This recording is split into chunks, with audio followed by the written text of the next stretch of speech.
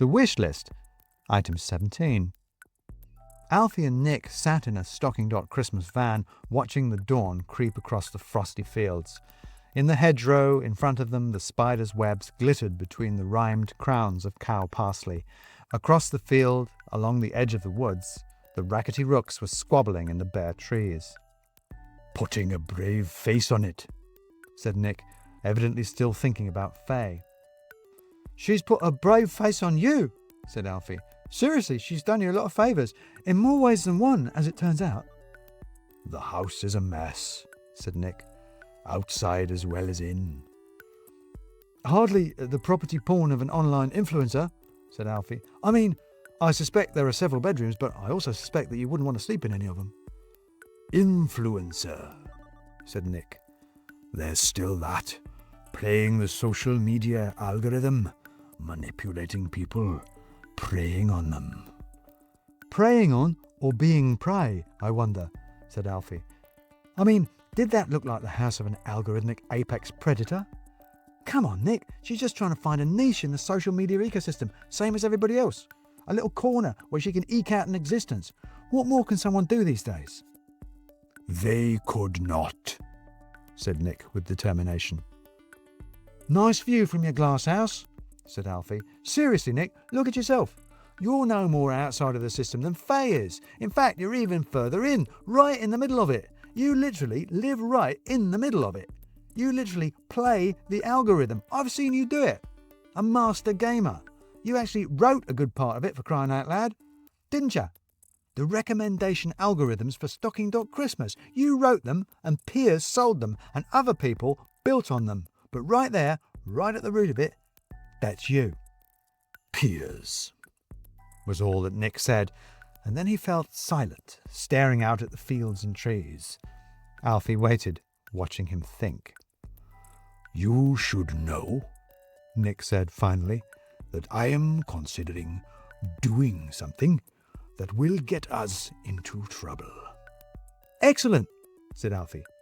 "Excellent," said Nick. "Trouble?" "Yes, excellent," said Alfie, "for 3 reasons.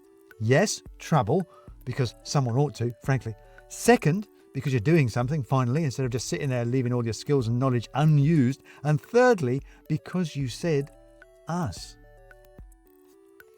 You would have thought that Stocking.Christmas delivery drivers would have gone completely unnoticed at the company headquarters. But of course, this was not the case. There were plenty of deliveries, but they were dropped off at the service dock around the back. You in fact rarely saw the branded red uniforms of the delivery staff inside the building. This was a place for padded gillets, for quietly monogrammed polo shirts and unobtrusively expensive jeans. Nick had assured Alfie that as long as they were wearing delivery uniforms and carrying parcels, no one would notice them, but this was not the case. Everywhere they went, Alfie could feel people noticing them. They passed a gaggle of women in shapeless linen tunics, gathered around a barista pod, waiting for their macchiatos. The loud discussion of what dreadful thing someone had said in a meeting hushed as Alfie and Nick went by. A man sitting on the edge of a ball pool, tweaking a PowerPoint presentation on his MacBook, looked up and caught Alfie's eye as they passed. A woman refilling her branded water bottle from an urn of fruit water absent-mindedly let it overflow as she watched them go. Alfie had never been in an actual office. He had had jobs before, obviously, but they had all been at garden centres and supermarkets, waiting tables and, well, packing boxes. All he knew of offices were the ones he had seen on television, anonymous ranks of cheap desks topped with grey boxes of computers, punctuated by disappointing drinks machines and walls of filing cabinets. He had not been prepared for the beanbags and the artwork and the slide. There was a slide, a curving one that ran between 2 floors. There was a Victorian Welsh dresser that had been filled with sweets and snacks that were free to just take.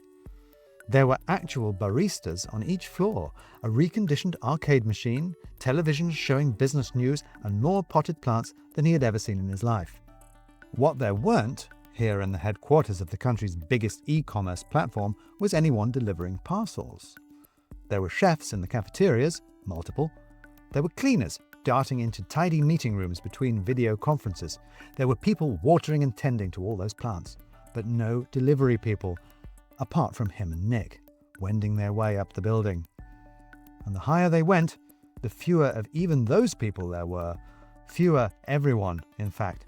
The ground floor had been staggering enough to Alfie, a quasi-public space in the foyer of an office block, an actual restaurant, a cafe, a bookshop, tables and sofas on which people worked and talked and apparently just hung out.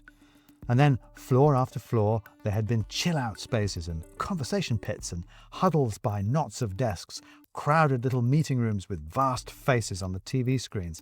All those drab offices from television had not prepared him for the amount of busyness, of movement and life, and not actually appearing to be doing any work at all. But then things got quiet. One floor seemed to be nothing but soundproof meeting rooms, the corridors full of the soporific drone of dampened presentations. Another floor was offices all empty, but just the odd PA wandering to and fro, leaving notes and carefully, meaningfully closing doors as Alfie and Nick went past.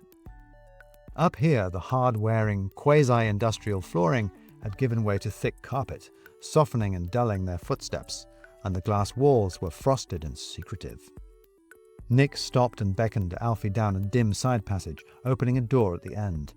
Not a glass door or a reconditioned submarine hatch, but an actual, old-fashioned wooden door with panels and a brass knob. On the other side of it was a drawing room.